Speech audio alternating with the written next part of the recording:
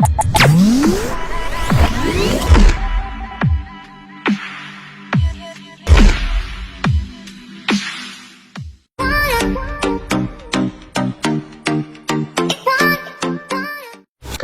ni kes COVID di Malaysia lebih daripada 4,000. Setiap hari ada beratus-ratus pasien dekat ICU dan berpuluh-puluh pasien meninggal dan mati di ICU setiap hari.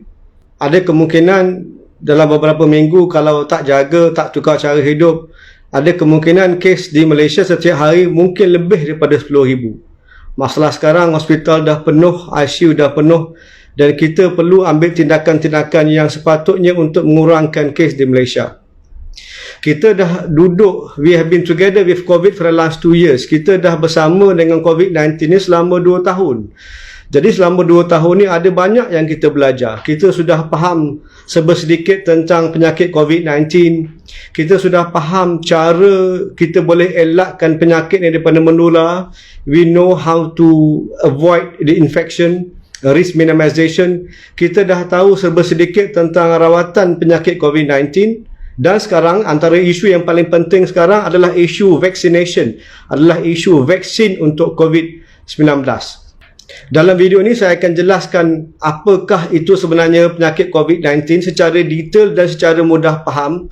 Saya akan saya akan jelaskan komplikasi penyakit COVID-19 dan dalam video berikut ni saya akan jelaskan pasal isu vaksin AstraZeneca, blood clot, darah beku di dalam badan disebabkan vaksin atau COVID-19. Saya akan jelaskan secara detail dalam video yang berikutnya. Jadi saya minta sesiapa kalau berminat boleh hantar saya message, tanya soalan yang saya nak jawab di dalam video berikut. Jadi saya nak minta sesiapa yang berminat ada soalan nak tanya boleh paparkan soalan tu dekat Facebook saya. Saya akan cuba jawab semua soalan-soalan yang ditanya dalam video yang berikutnya. Kita dah tahu penyakit COVID-19 ni dia menular, dia transmit dengan 3 cara. Ada 3 cara yang kita boleh tahu how this disease transmit. Yang pertamanya close contact. Jadi kalau kita bersalam dengan orang, cium tangan orang masa raya, kalau kita buat benda tu masa raya ni, dia boleh menularkan penyakit COVID-19. So the first mode of transmission is direct touch. Kita sentuh tangan, sentuh badan atau cium tangan, boleh transmit virus tu. Cara kedua adalah dengan air liur ataupun droplet. Jadi kalau seorang yang ada COVID-19 tu, dia tak pakai mask terutamanya, dia bercakap, batuk atau bersin atau menjerit keluar air liur dari badan, keluar air liur dari mulut, masuk di mata, hidung atau mulut kita, kita boleh kena COVID-19. Sebab tu antara cara yang paling penting untuk elakkan COVID-19 adalah kita jarakkan badan kita dengan orang lain 1.5 meters dan kita pakai mask. Sebab droplet air liur yang keluar daripada mulut kita, dia akan keluar dan biasanya dalam 1.5 jarak meter tu dia akan jatuh ke lantai. Sebab tu kita pakai mask dan distancing. Cara ketiga COVID-19 boleh transmit, boleh menular ke orang lain adalah aerosol. Now, konsep aerosol ni saya nak jelaskan secara detail sikit. Aerosol ni air liur mikroskopik, air liur yang sangat kecil yang kita tak boleh nampak dengan mata kasar kita. Bila kita batuk, kita bersin, kita membaca ke atau bercakap ke, keluar aerosol ni daripada mulut kita dan aerosol ni boleh terbang, boleh tahan di ruang udara selama beberapa jam dan pergerakan dia boleh lebih jauh daripada 1 meter. Dia boleh pergi 10-20 meter.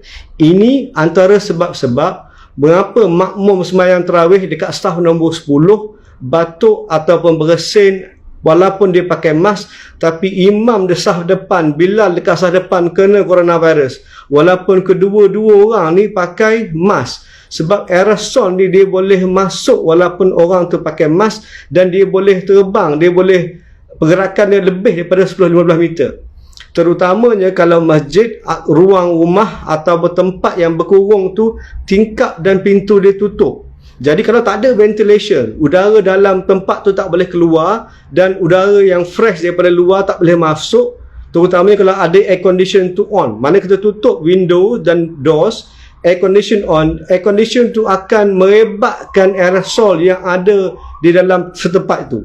Okay, so that's why apart from minimizing the touch, apart from cleaning the hand, apart from wearing the mask, apart from keeping distance 1.5 liters, kalau kita masuk ruang yang tertutup, kita kena pastikan ada ventilation.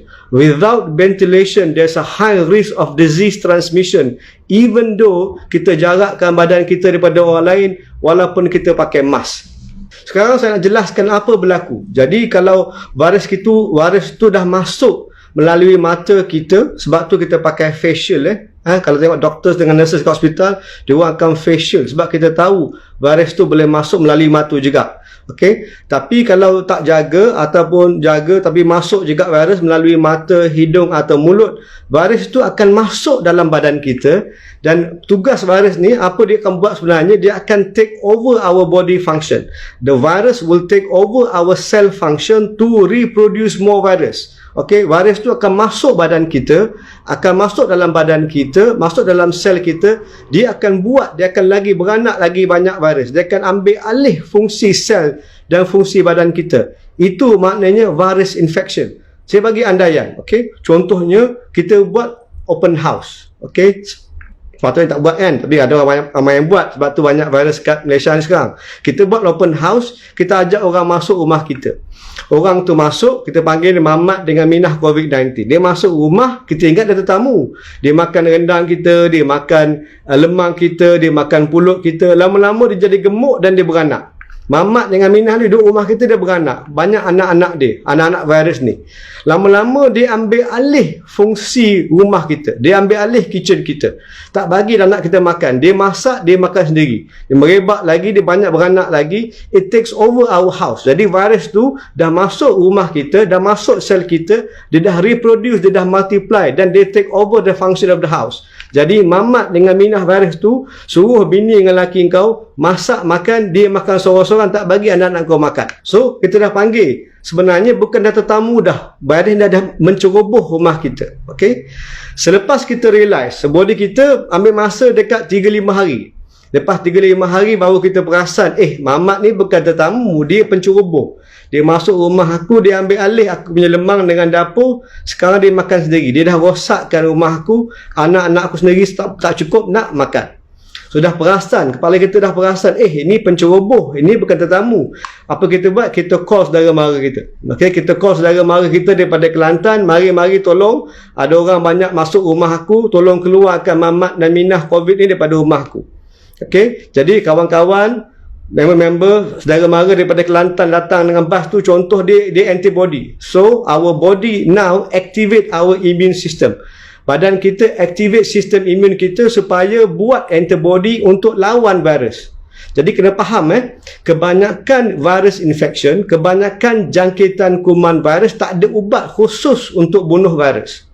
Coronavirus antara contohnya, tak ada ubat khusus untuk bunuh virus. Apa yang kita bergantung, badan kita sendiri, immune system kita sendiri yang akan bunuh virus ni. Jadi andaiannya saudara mara kita daripada Kelantan, kita call, rumahku kat Kajang, ada orang penceroboh, tolong datang. Dia ambil masa 3-5 hari. That is what we call incubation period. Within 3 to 5 days, our antibody will mount an appropriate reaction to the virus. Saudara mara datang kat rumah kita, cuba bunuh virus. Okey, dah faham So setakat ni ada penceroboh dekat bilik kita, ada penceroboh dekat rumah kita, virus has invaded our cell, has multiplied, and we have antibody reaction to to the body. Bila antibody masuk dalam badan kita, ada dua benda yang boleh berlaku. Okay, ada two consequences. There are two consequences of antibody reaction to the virus. Ada dua benda yang boleh berlaku selepas virus dan antibody ini berlawan dalam rumah kita. Jadi selepas virus tu masuk dalam badan kita dan badan kita produce antibody untuk lawan virus ni, ada dua akibat dia. Ada dua natijah dia. Natijah pertama, immune system berjaya hapuskan virus, and the virus leaves our body and the immune system stop its work. Basically, immune system maknanya badan kita ada virus, ada antibody. Antibody dengan virus berlawan, bunuh semua virus, virus hilang, dan immune system kita dah reda. Maknanya dah hilang virus, immune system kita rehat, reda. Yang tu kita panggil appropriate reaction. That is what we call COVID category 1, 2 and 3.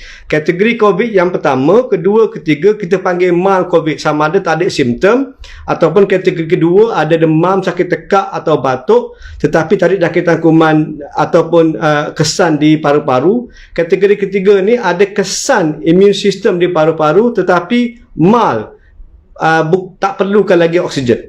Yang tu outcome yang bagus, yang tu hasil yang bagus, maknanya immune system pun reda, dia balik semula. Contoh member kita daripada Kelantan tu, dia datang by bus, they come and fight the infection or the virus in our house, it kills the virus and then they leave. Very important. Jaga mara kita datang daripada Kelantan tu, dia balik semula, naik bas dia balik semula, tak duduk rumah kita. Antibody tu tak rosakkan badan kita. Yang tu kategori pertama, maknanya bagus, benda yang sihat. Ada akibat yang kedua, ada possibility yang kedua. Possibility yang kedua ni antibody bunuh virus. Virus dah hilang dah. Mamat dengan minah COVID-19 ni dah hilang daripada rumah kita. Dia dah belah dah, dia tak ada rumah lagi dah. Tapi immune system kita pula, saudara mara kita pula, mungkin banyak makan budu ke, minum air ketum ke, jadi pening, dia tak keluar daripada rumah. Dia pula lawan ahli-ahli keluarga rumah kita. Dia rosakkan rumah kita, dia rosakkan dapur kita. Dan yang terutamanya, immune system ni, antibody ni kadang-kadang boleh rosakkan saluran darah di dalam badan kita. Contohnya dia akan blok basin, blok tandas kita, blok pipe kita supaya tak boleh ada aliran pipe. So one of the bad consequences of the immune reaction to our body is injury to our blood cell. Yang ni kena faham. Antara kesan tak baik antibody lawan virus COVID-19 dalam badan kita, dia dah pening. Maknanya virus tu, antibody dah tak boleh kesan, tak boleh differentiate, dia tak boleh nak bezakan apa itu virus, apa itu sel badan kita sendiri. Maknanya saudara mara itu dah pening, dah mabuk dengan minum air ketum, tak boleh nak bezakan virus dengan ahli keluarga sendiri. Jadi virus tu dah hilang, dia akan attack, dia akan lawan badan kita sendiri. This is what we call cytokine storm. Maknanya antibody sendiri akan rosakkan badan kita. Now, antibody ini paling penting ni, antibody ni dia boleh bagi kesan tak elok kepada saluran darah badan kita. Dalam saluran darah kita ada satu selaput sel yang licin dan smooth, is called endothelial cell. Selaput ni dia akan galakkan supaya aliran darah tu jalan dengan lancar dan dia akan elakkan darah beku daripada terjadi dalam saluran darah. Antibody COVID-19 ni dia boleh attack, dia boleh menceroboh lining of the blood vessel, sel selaput saluran darah ni supaya dia jadi buruk, dia jadi koyak. Selepas koyak selaput saluran darah, sama ada saluran darah tu di paru-paru, jantung, buah pinggang atau liver, boleh terjadi darah beku. So the formation of blood clots within the blood vessel can affect the organ. Organ yang boleh terlibat dengan darah beku semasa penyakit COVID adalah jantung, buah pinggang, paru-paru dan liver. And this is what we call multi-organ failure. Ini mekanisme dia. Yang ni mekanisme macam mana COVID-19 boleh menyebabkan multi-organ failure. Maknanya lebih daripada satu organ di dalam badan kita gagal. Contohnya perlu kena serangan jantung, kena stroke, dan antara paling common adalah rosak buah pinggang, perlukan dialisis. Jadi kenapa kita leka? Kita leka sebenarnya sebab kita tengok statistik. Kita tengok statistik, satu hari 4,000 orang kena COVID, tapi yang meninggal 40 orang je. Jadi the probability of death, kebarangkalian mati disebabkan COVID hanya 0.4%. Kita tak bimbang, kita tak runsing. Dan kita mungkin kenal ramai kawan-kawan kita, ramai saudara mara kita kena COVID, keluar hingus-hingus sikit, batuk-batuk sikit, lepas tu okey. So we are affected by these people who seem to have very mild illness. Kita tak nampak 20% orang yang kena COVID ni sebenarnya sakit agak teruk juga.